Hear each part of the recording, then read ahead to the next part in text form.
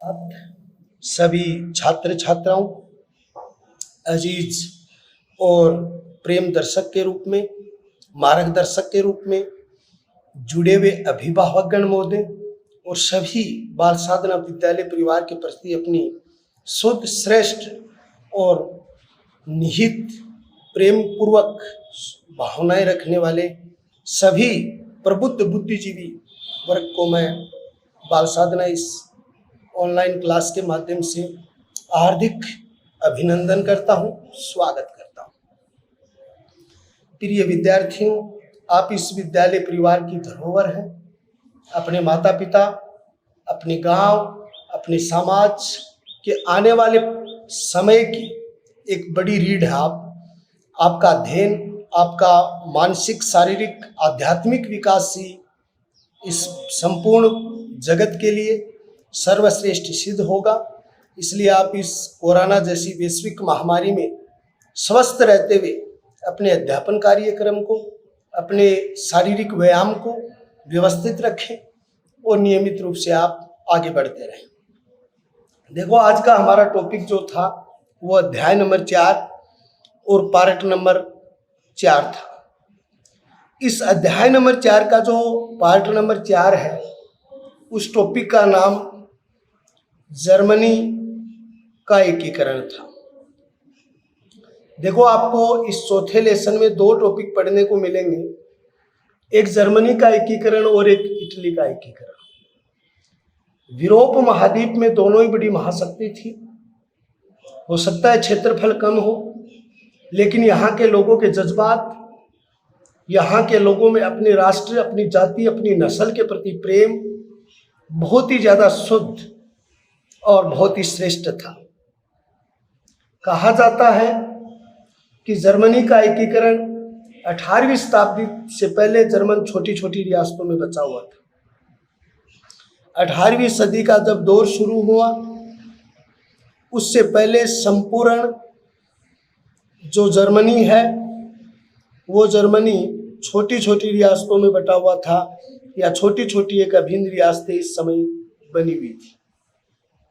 लेकिन लगभग 300 रियासत थी उस समय, छोटी छोटी रियासत, और उन 300 रियासतों को 3 भागों में विभाजित कर रखा था उस समय। या आप ये कह सकते हो कि जर्मनी भौगोलिक रूप से 3 भागों में विभक्त था।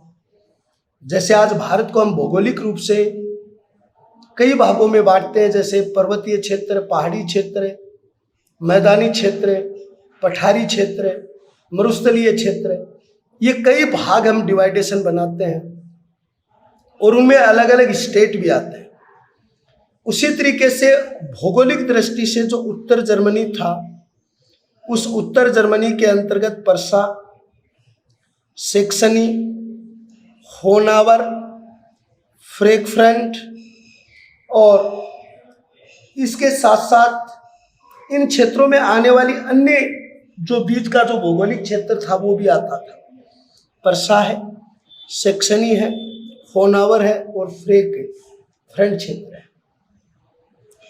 दक्षिणी जो भाग था, उस दक्षिणी भाग में बुल्टेनबर्ग जो क्षेत्र है, बवेरिया क्षेत्र है, बादेन क्षेत्र है, पेलेटिनेट क्षेत्र है, पोलिटिनेट क्षेत्र है, हेंस क्षेत्र है, ये सारे क्षेत्र थे वो मध्य दक्षिणी भाग में थे। बच्चों, एक चीज़ जरूर है, ये शब्द थोड़े अटपटे हैं, क्योंकि हमारे भारतीय ग्रामीण क्षेत्रों के नाम, राज्यों के नाम थोड़े हमारी लैंग्वेज, हमारे शास्त्रों की लैंग्वेज के अकॉर्डिंग है और वहाँ की संस्कृति के अकॉर्डिंग वहाँ के नाम हैं। तो आप कहोगे कि जर्मनी के एकीकरण से 300 छोटी रियासतों में बटा हुआ था। उत्तरी क्षेत्र में सेक्सनी, होनावर, फ्रैंकफर्ट थे। चारों नाम याद रखोगे पर्सा से।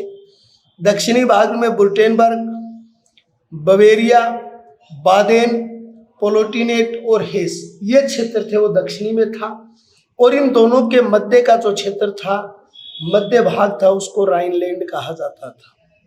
यानी मध्य का जो स्तरीय क्षेत्र है उसको क्या कहा जाता था? राइनलैंड कहा जाता था। इन सभी क्षेत्रों में एक बात देखी जाए, आकार व सैनिक दृष्टि से पर्सा अत्यधिक महत्वपूर्ण था। आकार का मतलब उसका भौगोलिक क्षेत्रफल ज्यादा था, और सैन्य दृष्टि से का मतलब वहाँ की जो सेना थी, राजा थे, संगठन था, वो बहुत ज्यादा श्रेष्ठ था। फ्रांसीसी क्रांति और नेपोलियन की विजय यात्रा ने जर्मनी और इटली के मार्ग का एक पहला बिंदु था। यानी नेपोलियन जो बोनापार्ट हुआ है, ये नेपोलियन बोनापार्ट जो था, इस नेपोलियन बोनापार्ट की जो विजय यात्रा थी, नेपोलियन बोनापार्ट ने जो आपके 1795 से लेकर 1814 तक ये विजय यात्रा रही। 1795 टू 1814 वाटरलू के युद्ध में जब 3-4 राष्ट्रों ने मिलकर इसको हराया था, इस विजय यात्रा ने जर्मनी और इटली के एकीकरण का मार्ग प्रशस्त किया था। इटली व जर्मनी के एकीकरण का मार्ग प्रशस्त किया था। किसने प्रशस्त किया था? नेपोलियन की विजय यात्रा ने। किसका? जर्मनी और इटली के एकीकरण का मार्ग प्रशस्त किया। 5 जून सन 1789 ईस्वी को फ्रांस की राज्य क्रांति हुई। कई स्थानों पर फ्रांस की क्रांति भी अगर आपको मिले तो भी वो एक ही बात है, क्योंकि इसके जस्ट बाद में नेपोलियन की विजय यात्रा शुरू हुई थी। जर्मनी के एकीकरण के अंतर्गत फ्रांस का एक महत्वपूर्ण योगदान रहा, क्योंकि ये ऊपर जो मैंने आपको पढ़ाई है 300 छोटी रियासतें, ये 300 छोटी रियासतें थी। इनको पहली बार नेपोलियन ने जोड़कर, या नेपोलियन नामक महान शासक ने इनको जोड़कर क्या किया था? नेपोलियन शासक ने इनको 39 राज्यों का राइन परिसंघ बनाया था। 39 राज्यों का राइन परिसंघ बनाया था। ये परिसंघ किसने बनाया था? नेपोलियन। इसलिए कहा जाता है कि जर्मनी और इटली के एकीकरण का पहला मार्ग नेपोलियन की विजय यात्रा 1795 से लेकर 14 तक विकसित हुआ था। यहीं से जर्मनी और इटली का एकीकरण शुरू हुआ, क्योंकि 300 छोटी रियासतों को पहली बार नेपोलियन ने 39 राज्यों के एक राइन परिसंघ के रूप में क्या किया था? संगठित किया था। लेकिन विद्यार्थियों, एक चीज है कि जर्मनी जो है, उससे जर्मनी के एकीकरण की प्रमुख बाधाएं क्या थी? यानी जर्मनी का जो एकीकरण है उसकी प्रमुख बाधाएं क्या थी, उसकी समस्याएं क्या थी? पहले नंबर की बात यह आती है कि जर्मनी के एकीकरण में ऑस्ट्रिया का हस्तक्षेप था। यानी ऑस्ट्रिया एक राज्य था और कोई भी नहीं चाहता कि उसका पड़ोसी मजबूत हो, तो ऑस्ट्रिया ये नहीं चाहता था कि जीवन में उसके पड़ोस में एक अच्छी रियासत पनपे और अच्छी रियासत वो भी संगठित हो। तो एक तो ऑस्ट्रिया इनका शत्रु था। दूसरी बात, जर्मनी के राज्यों में आर्थिक, पाथिक, सामाजिक, राजनीतिक असमानता थी। ये जो 300 रियासतें जो एक जगह लेके आए थे, इन 300 रियासतों में न तो आर्थिक संबंध अच्छे थे, न सामाजिक संबंध अच्छे थे, न पाथिक संबंध अच्छे थे। पाथिक का मतलब पथ, विचारधारा, धार्मिक संप्रदाय जिसको आप कह सकते हैं, और इनके बीच में किसी तरीके की समानता नहीं थी। आज देख लो, भारत विविधता में एकता वाला देश क्यों कहते हैं? इसीलिए तो कहते हैं। राजस्थान का कल्चर अलग है, आंध्र प्रदेश का अलग है, कर्नाटक का अलग है, जम्मू कश्मीर का अलग है। तो एक तो इनमें साथ जोड़ना संभव नहीं था। जर्मनी में सभी राज्यों के आर्थिक, सामाजिक, पार्थिक और राजनीतिक संबंध थे, उनकी विशेषताएं अलग थी। दूसरी बात, इंग्लैंड भी फ्रांस की भांति जर्मनी राज्यों में रुचि बनाए हुए था। होनावर प्रांत के बहाने उत्तर राज्यों में क्या कर रहा था? हस्तक्षेप कर रहा था। पहले तो जर्मनी में सबसे ज्यादा इच्छुक कौन था? फ्रांस था। क्यों? क्योंकि जर्मनी के बाद लोहे और कोयले की खदानें बहुत थी और फ्रांस चाहता था मैं मेरे औद्योगिक विकास के लिए जर्मनी में हस्तक्षेप करूं। लेकिन फ्रांस के बाद इसी जर्मनी में हस्तक्षेप करने वाली दूसरी रियासत थी, वो इंग्लैंड थी। फ्रांस के बाद जर्मनी में हस्तक्षेप करने वाली दूसरी बड़ी महाशक्ति थी, वो इंग्लैंड थी। और इंग्लैंड ने होनावर प्रांत के बहाने जो उत्तरी राज्य थे उनमें हस्तक्षेप कर दिया था। किसके बहाने? होनावर एक तटीय क्षेत्र था और उस तटीय क्षेत्र के बहाने जो उसकी उत्तरी सीमा थी, उस उत्तरी सीमा में हस्तक्षेप शुरू कर दिए किसने? इंग्लैंड ने। अब अगर एक महाशक्ति हो तो उससे लड़ना भी संभव है, लेकिन दो महाशक्तियों से सीधे रूप से संघर्ष करना संभव नहीं है, क्योंकि फ्रांस और इंग्लैंड की जो होनावर तटीय क्षेत्र की उत्तरी सीमा थी उसमें धीरे धीरे जर्मनी का हस्तक्षेप बढ़ता जा रहा था।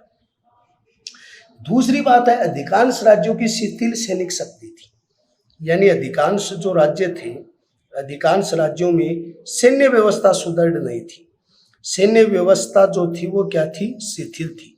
तो सैन्य व्यवस्था शिथिल थी, सैन्य व्यवस्था जो थी वो सुदृढ़ नहीं थी, ये भी इनके बीच में था। दूसरा, यहाँ पर एक जागृति का अभाव था, संदेश का अभाव था, लोगों में राष्ट्रीयता का अभाव था, उग्रता का अभाव था, देश के प्रति स्व प्रेम का अभाव था, देश के प्रति एक अच्छी सोच का अभाव था कि लोग इतने पढ़े लिखे नहीं थे, जिसके कारण भी यहाँ पर क्या हुआ था कि जर्मनी के एकीकरण में ये भी एक बहुत बड़ी बाधा थी। लेकिन अब अपना टॉपिक शुरू होता है, वो टॉपिक है जर्मनी के एकीकरण के प्रमुख साधक तत्व है। साधक तत्व कह सकते हो आप, उपयोगी तत्व कह सकते हो आप, सहयोगी तत्व आप कह सकते हो, यानी उसकी सफलता के बिंदु कह सकते हो। कई शब्दावलियां आपकी इसके साथ में क्या होती हैं? एकीकरण में सबसे साधक तत्व रहा जोल्वेराइन संघ। ये एक आर्थिक संघ है, क्योंकि आपने अभी पढ़ा कि आर्थिक समानता थी, तो जोल्वेरियन संघ।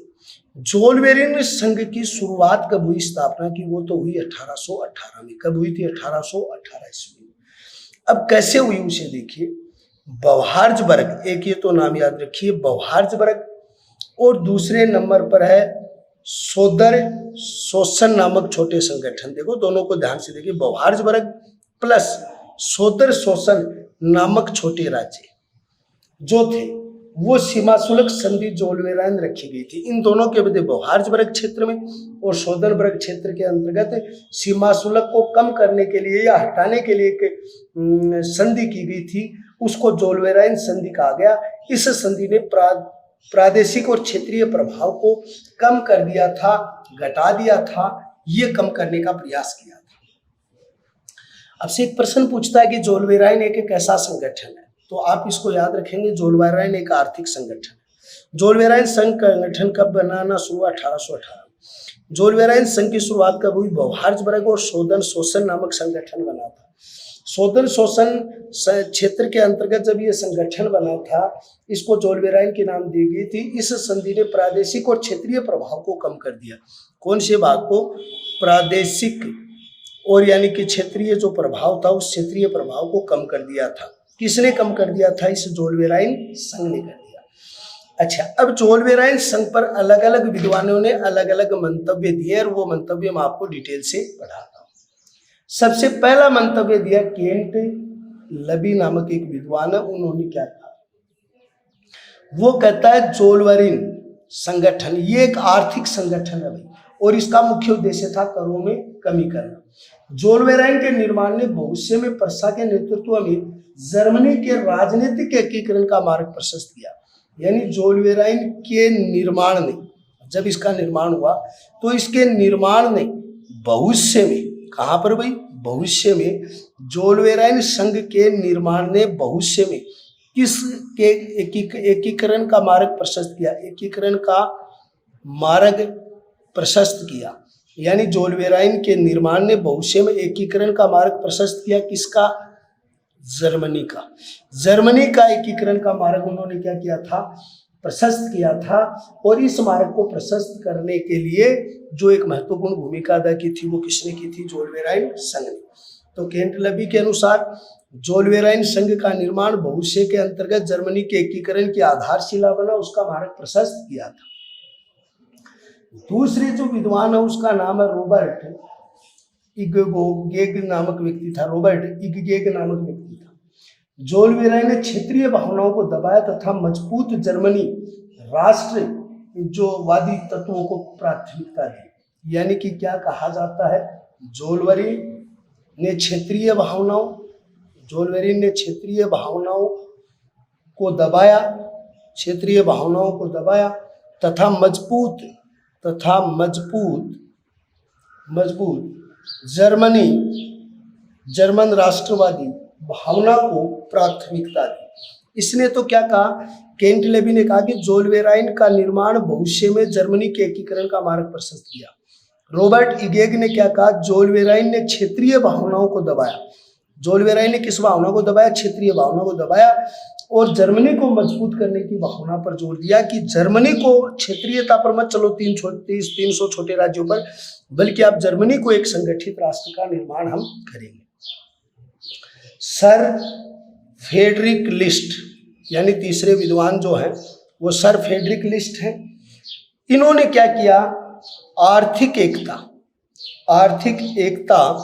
के लिए निःशुल्क व्यापारिक मार्गों पर जोर दिया। केंट लेवी कहते हैं कि इन्होंने जर्मनी के एकीकरण के भविष्य का मार्ग प्रशस्त किया। जोलवेराइन ने क्षेत्रीय भावनाओं को छोड़ा और प्रशा को जो मजबूत बनाने के लिए जर्मनी पर जोर दिया। फ्रेडरिक लिस्ट ने आर्थिक एकता के लिए निःशुल्क व्यापारिक मार्गों पर जोर दिया कि यानी कि एक दूसरे के ऊपर अवरोधकता ना आए, बाध्यता ना आए, और यानी सुदृढ़ सही तरीके से व्यापार करने पर उन्होंने क्या दिया था, जोर दिया था। दूसरे नंबर पर इसके पक्ष का जो कारण था बौद्धिक आंदोलन। दूसरा क्या था, बौद्धिक आंदोलन।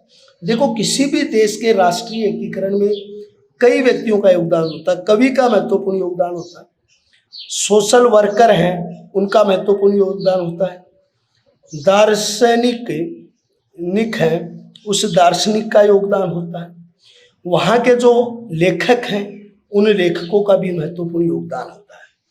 तो किसी भी राज्य के एकीकरण के लिए या वहाँ के लोगों के बौद्धिक विकास के लिए, वहाँ के लोगों के मस्तिष्क के शोधन के लिए, उस समय के लोगों के बौद्धिक स्तर को बढ़ाने के लिए उस देश के कवि, उस देश के सोशल वर्कर, उस देश के दार्शनिक, उस देश के लेखक, उस देश के इतिहासकार हैं, उनका महत्वपूर्ण योगदान होता है, क्योंकि वही उस देश के निर्माता होते हैं, वही लोगों के मस्तिष्क का क्या करते हैं, शोधन करते हैं, विकसित करते हैं।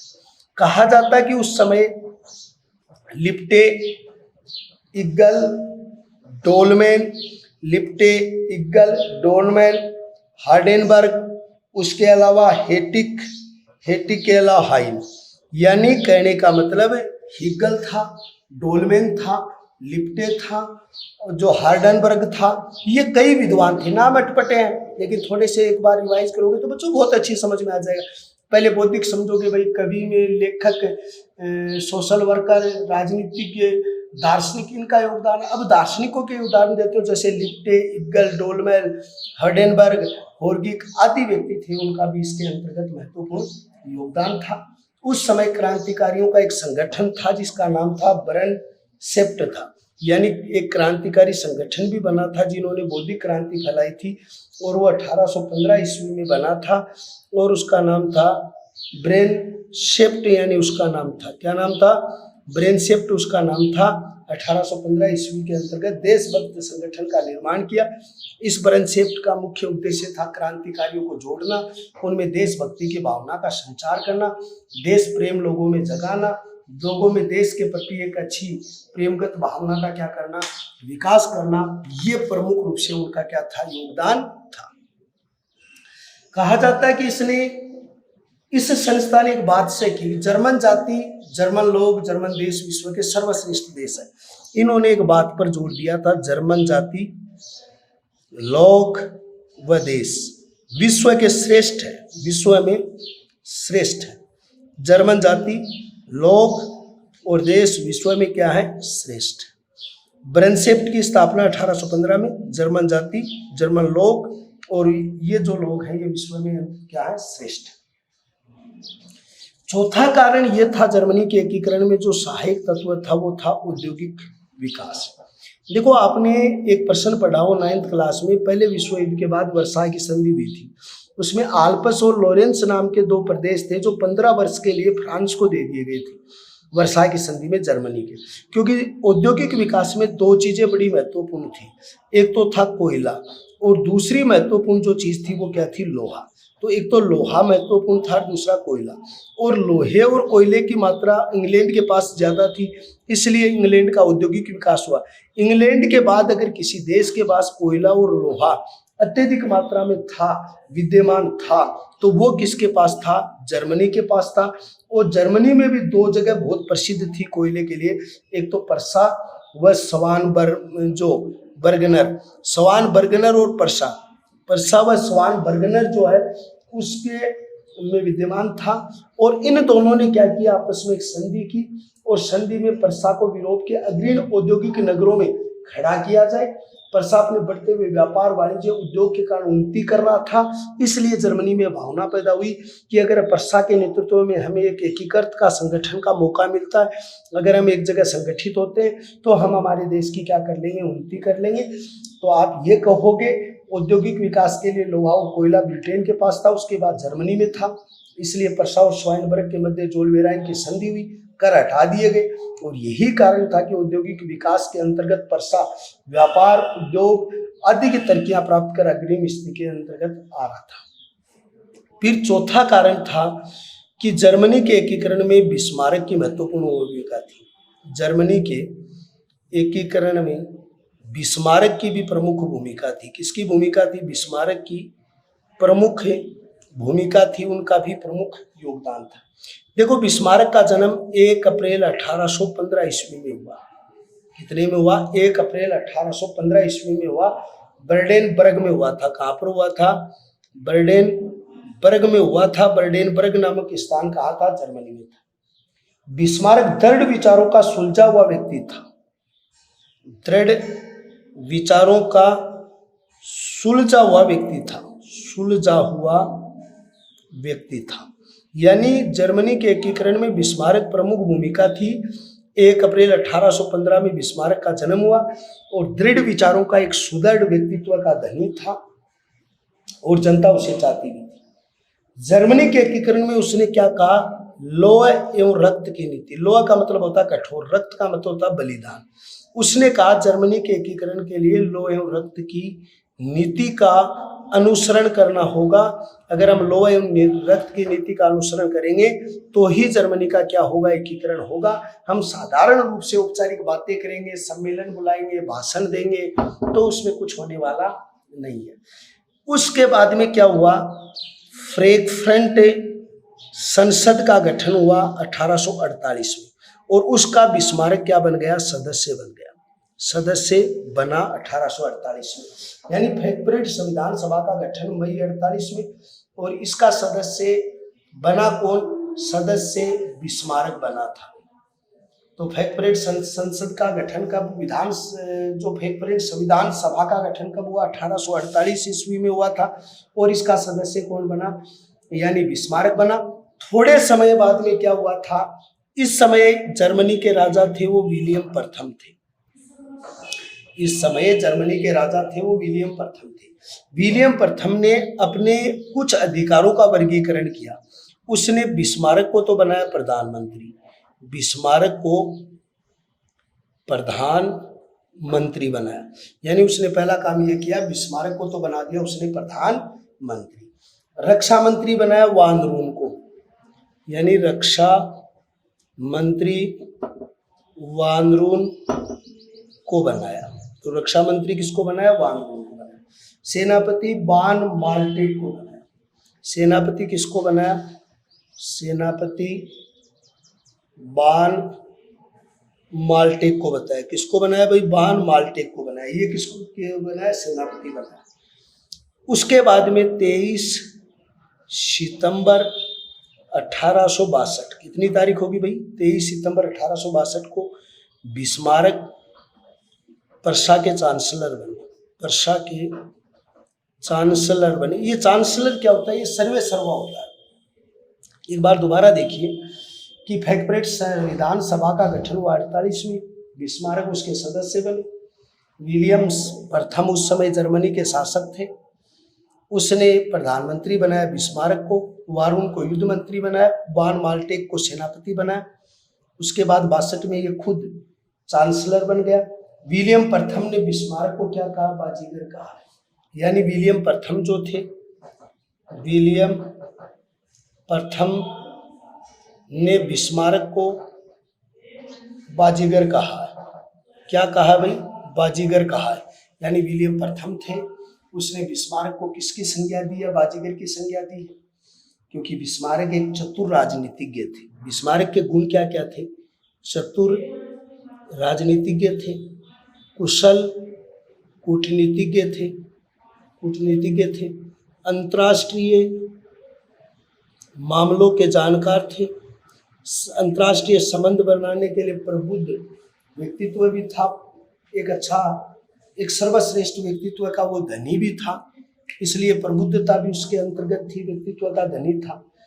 बिस्मार्क का एक मानना था, उसका क्या मानना था कि जितनी भी बड़ी समस्याएं हैं, ये बड़ी समस्याएं न तो भाषण से होंगी, न सभा से होंगी, न प्रतिवेदन से होंगी, न बहुमत से होंगी, न यानी किसी प्रकार के विचार से होंगी। यानी ये चीजें अगर जितनी भी देश की जो बड़ी समस्याएं, जितनी देश के सामने जो विकट समस्याएं आ रही हैं, वो जितनी भी विकट समस्याएं, बड़ी समस्याएं, वो न तो भाषणों से हो सकती, न सभा से हो सकती, न प्रतिवेदन से हो सकती, न वो उससे प्रस्ताव से हो सकती, वो एक ही नीति से तय हो सकती हैं, और उस नीति का नाम है लोह एवं रक्त की नीति। इस लोह एवं रक्त की नीति से ही सफल हो सकती है।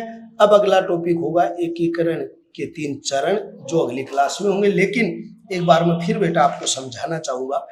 आपको पहला टॉपिक याद करना है, जर्मनी के एकीकरण कब शुरू हुआ? 18वीं सदी में। उस समय जर्मनी क्या बटा हुआ था? छोटी रियासतों में। कितनी रियासतें थी? 3। 300 को राइन फ्री संघ में किसने बदला? नेपोलियन। भौगोलिक दृष्टि से जर्मनी कितने भागों में था? 3। उत्तरी भाग में थे सेंसिक, होनावर और फ्रैंकफर्ट। दक्षिणी भाग में थे बेटनबर्ग, बोरिया, बादेन और पोलिटेन। मध्य भाग में था राइनलैंड। आकार और सैनिक दृष्टि से महत्वपूर्ण कौन था? प्रशा था। इसलिए नेतृत्व कौन करेगा? प्रशा करेगा। इस जर्मनी के एकीकरण का जो मार्ग प्रशस्त किसने किया था? नेपोलियन ने। किसके रूप में? विजय यात्रा। विजय यात्रा कब से कब रही? 1795 से 14। इटली के एकीकरण का मार्ग प्रशस्त इसी विजय यात्रा ने किया था। पहली बात क्या थी कि इसमें ऑस्ट्रिया नहीं चाहता था कि पड़ोस में एक शक्तिशाली राष्ट्र बने। आर्थिक, सामाजिक, पार्थिक और राजनीतिक जो ये 300 राज्य थे, उनकी सभी की अलग अलग विशेषताएं थी, आपस में इनमें कोई प्रेम नहीं था। पहले केवल फ्रांस समाज इनका प्रतिद्वंदी था। इंग्लैंड भी उस क्षेत्र के अंतर्गत धीरे धीरे अपनी शक्तियों का विकास कर रहा था, अपनी शक्तियां बढ़ा रहा था। उसके बाद में जर्मनी के एकीकरण के अंतर्गत जो एक सबसे बड़ी बात थी सामने, वो ये थी कि इनके सभी के विचारों को एक साथ लाना भी बड़ा संभव नहीं था, लेकिन इनके साधक, उपयोगी, सहयोगी, सफलतम साधन रहे। उनमें जोल्वेराइन संग्रह, बोहाजबर्ग और सादेन नामक 2 प्रादेशिक समूहों के समझौती हुई, और भविष्य में उन्हें कर न लेकर निर्बाध रूप से व्यापार करने का लक्ष्य निर्धारित किया था। कैंटबेली ने इसे भविष्य में इटली का मार्ग प्रशस्त बताया। रॉबर्ट इगनबर्ग ने इसे क्षेत्रीय भावनाओं को छोड़कर जर्मन की भावनाओं को श्रेष्ठ बताया। सर फ्रेडरिक लिस्ट ने आर्थिक एकता और निःशुल्क व्यापारिक मार्गों के लिए बताया। बौद्धिक क्षेत्र में कवि सोवेलवेट, दार्शनिक, लेखक लिप्टे, हिगल, डोलमेन, इन सबका योगदान रहा। ब्रेनसेप्ट जो एक संगठन था, उसने जर्मन जाति के लोगों को, नस्ल को एकता में लाने का प्रयास उनके द्वारा किया गया था। उसके बाद में यहाँ पर कोयले और लोहे की प्रचुर मात्रा में था, और जर्मनी और प्रशा और सबानबर्ग जो क्षेत्र थे, ये इसको लाभ उठाकर इसका औद्योगिक विकास करना चाहते थे। फिर बिस्मार्क जी का भी महत्वपूर्ण योगदान था इसके अंतर्गत कि वो पहले सदस्य बने, फिर प्रधानमंत्री बने, फिर चांसलर बने। फिर उन्होंने कहा कि हम भाषण और इन प्रस्तावों से काम नहीं चलेगा, इसके लिए हमें एकता के साथ, इसके साथ क्या होगा? जुड़ना होगा। तो यह आज का टॉपिक था। कल हम जर्मनी के एकीकरण के 5वें पार्ट में इसके 6 पार्ट बनाएंगे हम। आज हमने 4 पढ़ा दिए, 5 और 6 7 पार्ट बनाएंगे और 7 पार्टों में करवा देंगे। फिर पॉलिटिकल शुरू होगी, हिस्ट्री पूरी हो जाएगी। सभी बच्चे अपने बूढ़े माता पिता का ध्यान रखें, बूढ़े दादा दादी जी का ध्यान रखेंगे, माता पिता का रखेंगे। बाल साधना विद्यालय परिवार की ओर से आप सभी के स्वास्थ्य के लिए सर्वश्रेष्ठ कामनाएं हैं। कल एक बार बच्चों नए जोश के साथ, नए होश के साथ, नई लगन के साथ, नए विश्वास के साथ, नए कर्तव्य के साथ एक बार फिर मिलते हैं, और कल जर्मनी के एकीकरण के 3 चरण हम आपको पढ़ाएंगे। तब तक के लिए हम आपको नमस्कार, कल फिर मिलते हैं। जय हिंद, जय भारत।